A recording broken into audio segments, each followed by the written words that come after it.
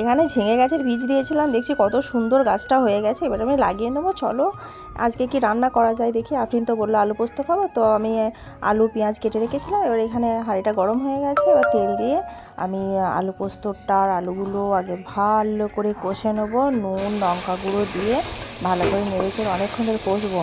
পোস্তর মজাটাই হচ্ছে কষাতে। তো এইদিকে আমি পোস্ত বেটে নিচ্ছি। চলো কত সুন্দর দেখো আমার পোস্ত বাটা হয়ে গেল।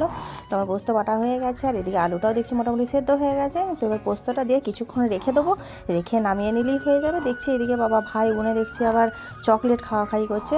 তো আফরিনকে বললাম আমি দেখছি ওকে। তো দেখো এখানে কত সুন্দর ভাই বোনের ভালোবাসা। এরকম ভালোবাসা কি পাওয়া যাবে? পাওয়া যাবে না।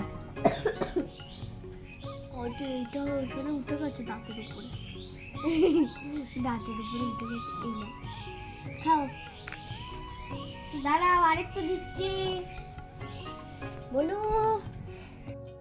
আজকের মতো এতটুকুই। তো যদি ভিডিওটা ভালো লাগে অবশ্যই লাইক কমেন্ট শেয়ার করবেন। সবাই ভালো থাকবেন, সুস্থ থাকবেন। আল্লাহ হাফেজ।